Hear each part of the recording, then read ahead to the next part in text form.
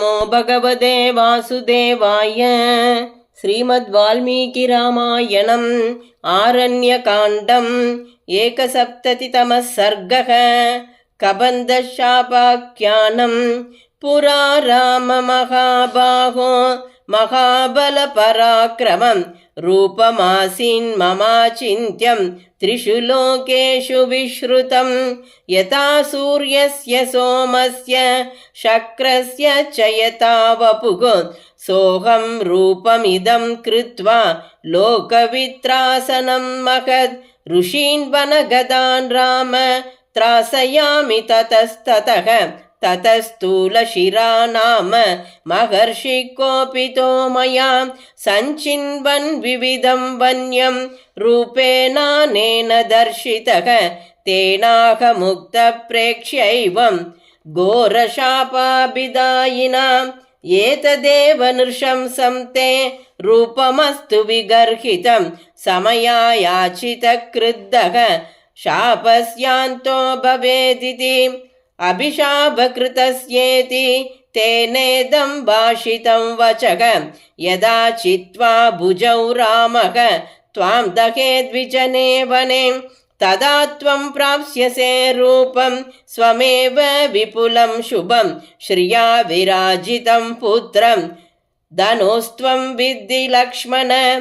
इन्द्रकोपादितं रूपं प्राप्तमेवं रणाजिरे। अहं हि तपसोग्रेण पितामहमतोषयं दीर्घमायुः समे प्रादाद् ततो मा विभ्रमोस्पृशत्। दीर्घमायुर्मया प्राप्तं किं मे शक्रः करिष्यति। इत्येवं बुद्धिमास्ताय रणे शक्रमदर्शयं तस्य बाहुं प्रमुक्तेन वज्रेण शतपर्वणा। शक्तिनी चैव मूर्धा च शरीरे सम्प्रवेशितं समयायाच्यमानः सन् आनयद्यमसाधनं। पितामहवचः सत्यं ततस्त्विति ममाब्रवीत्। अनाहार कथं शक्तः भग्नशक्तिशिरोमुखः। वज्रेणाभिहतः कालं सुदीर्घमभिजीवितुम्। एवमुक्तस्तु मे शक्रः बाहूयोजनमायतम्। प्रादादास्यं च मे कुक्षौ तीक्ष्णदंष्ट्रम् अकल्पयत्।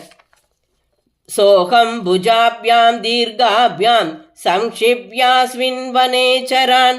सिंहद्विपमृगव्याघ्रान् भक्षयामि समन्ततः। स तु मामब्रवीदिन्द्रः यथा रामः स लक्ष्मणः। चेक्ष्यते समरे बाहू तदा स्वर्गं गमिष्यसि। अनेन वपुषा राम वनेऽस्मिन् राजसत्तम। यद्यत् पश्यामि सर्वस्य ग्रहणं साधु रोचये। अवश्यं ग्रहणं रामः मन्येकं समुपैष्यति। इमां बुद्धिं पुरस्कृत्य देहन्यासकृतश्रमः सत्वं रामोऽसि भद्रं ते नाहमन्येन राघव। शक्यो हन्तुं यथा तत्त्वं एवमुक्तं महर्षिणा। अहं हि मदिसाचिव्यं करिष्यामि नरर्षभ। मित्रं चैवोपदेक्ष्यामि युवाभ्यां संस्कृतोऽग्निना। एवमुक्तस्तु धर्मात्मा धनुना तेन राघवः। इदं जगादवचनं लक्ष्मणस्योपशृण्वतः। रावणेन हृता भार्या मम सीता यशस्विनी। निष्क्रान्तस्य जनस्थानात् सह भ्रात्रा यथा सुखं।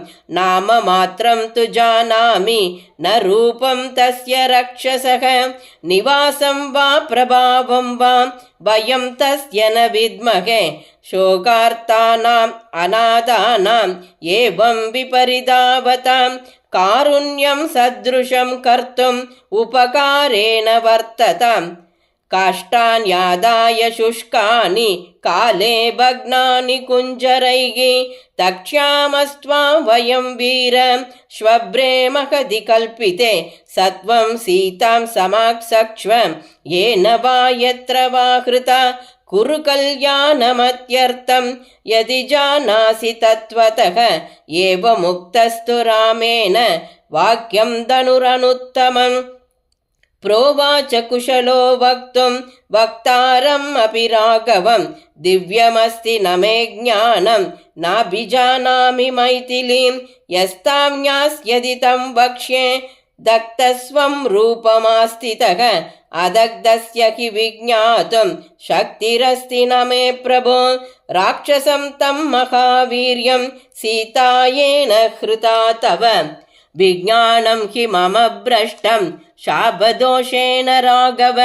स्वकृतेन मया प्राप्तं रूपं लोकविगर्हितं किं तु यावन्नयात्यस्तं सविता श्रान्तवाहनः तावन्मामवटे क्षिप्त्वा दहरामयताविधि दत्तस्त्वयाहम् अवटे न्यायेन रघुनन्दन वक्ष्यामि तमहं वीर यस्तं ज्ञास्यति राक्षसं तेन सख्यं च कर्तव्यं न्यायवृत्तेन राघव कल्पयिष्यति ते प्रीतः साहाय्यं लघुविक्रमः न हि तस्यात्यविज्ञातं त्रिषु लोकेषु राघव सर्वान् परिसृतो लोकान् पुरासौ कारणान्तरे इत्यार्षे श्रीमद् रामायणे वाल्मीकिये आदिकाव्ये चतुर्विंशतिसहस्रिकायां संहितायाम् आरण्यकाण्डे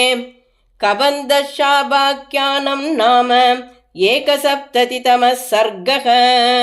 श्रीदाशरथाय विद्महे सीतावल्लभाय धीमहि तन्नो राम प्रचोदयात्। जानकीकान्तस्मरणं जय जय राम राम।